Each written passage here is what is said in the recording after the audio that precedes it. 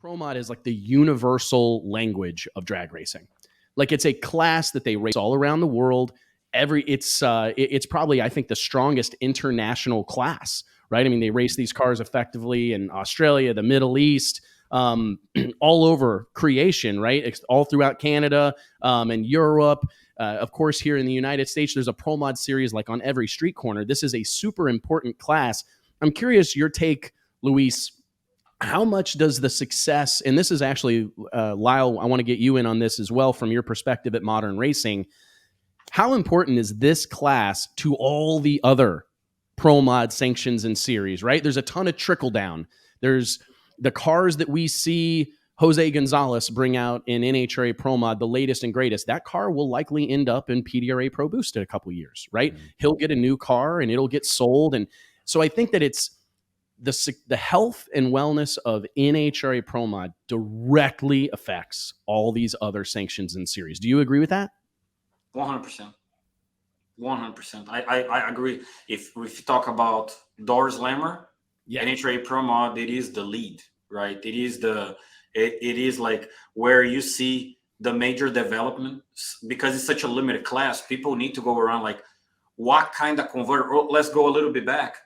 How can we move from something that may be quicker than the clutch on this environment and everyone move around to the converter? So what can we do converter-wise to be better? So like there's a lot of development transmission and converters-wise. Engine, same way. Like we saw the Pro Charger come in and we have a pretty close contact with ProLine, and we see that daily. They working on the engine combination to make the Pro Charger combination, the Supercharger combination more effective. And that was led by NHRA class, right? If it wasn't an NHRA Pro Mod level, they more likely wouldn't have and do that kind of effort. But they done it, and now they use that effort at Midwest Pro Mod, at PRA Pro Boost, at Radio. It's not Pro Mod, but like sometimes it is a Pro Mod car with small tires, right? So you see that effort being put at NHRA Pro Mod and trickle down to other Pro Mods or other door classes, not necessarily Pro Mod itself. I agree. Lyle, what's your stance on that? You know, just you've seen this sport from every different angle. Do you agree that the success of the NHRA series, I mean, this is really important. I mean, I hope people recognize that Fuel Tech stepping up to do this and give kind of some, what's the word, confidence to everybody involved with this deal. I mean, it's going to help on a lot of levels. Yeah, I mean, I would compare it to what would AAA, single A, and double A, you know, baseball be without the major leagues? Yeah. You know, would it still go on? Sure. But from maybe even a fan perspective and especially us as drivers, there's nothing else to strive for. You know, like there's almost a ceiling, right? You know, even though making it to the pros, you know, you've made it to make it to the NHRA and to race it at the U.S. Nationals, or to run the first race of the year at the Gator Nationals, or to participate in your first four wide. You know, that is the climax.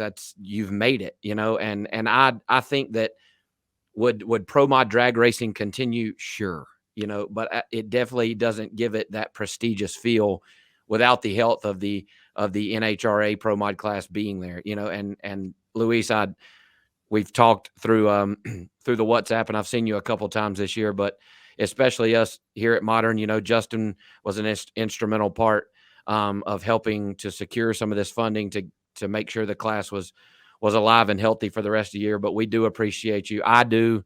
We appreciate you here at Modern, and the class as a whole definitely appreciates you guys and Fuel Tech stepping up to give us a title sponsor. You know, it was kind of scary for a little bit, right? We didn't have a title sponsor, and the general talk around the NHRA Pro Mod class from other sanctioning bodies and from me and from was not good. You know, it was like, well, we just don't know what's going to happen. Are people going to stop showing up? Is there going to be any money to race for?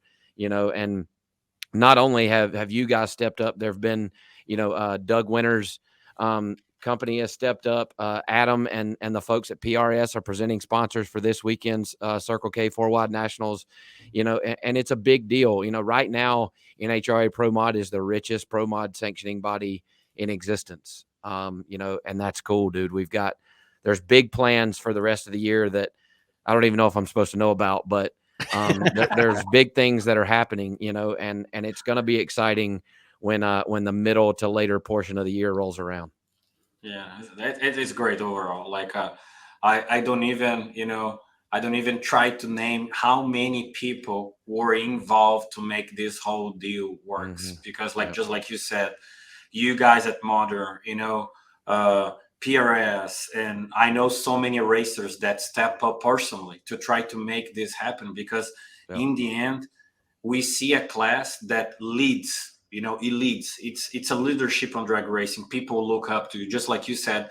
I personally consider as a highlight on my driving career to be able to drive an HRA Pro Mod once, right? Be able to qualify at the race. Like, you almost celebrate qualifying as you win in a different race. I think that stuff's important, Luis. Like, I think it's important to remind people of that because, and I'm glad you said it, because, Lyle's won a couple of these things, but just being there is a big deal. I mean, I got goosebumps. I mean, because just being in that group, there have been times that I've like walked through the staging lanes prior to first round of eliminations and went around and reminded people like, hey, you're here amongst a slew of 570, 250 mile an hour door cars. Like, you're in the hunt. And that don't lose sight of that, because that alone is massively significant. And I think that that's what the NHRA Pro Mod Series needs to represent, is this: if you've qualified for one of those races,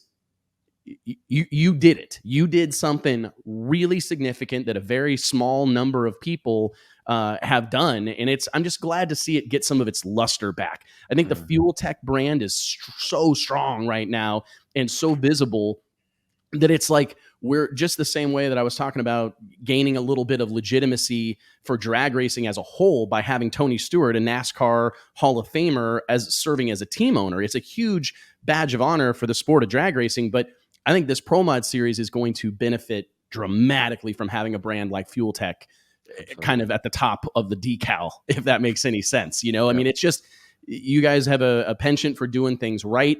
And like Lyle said, I think people need to know that there's been all this hubbub for years and years and years that, the NHRA Pro Mod Series, this, that, and the other, where's the money? I mean, you guys have put this whole program together and it's all going back to racers. And that's a huge, huge, huge deal.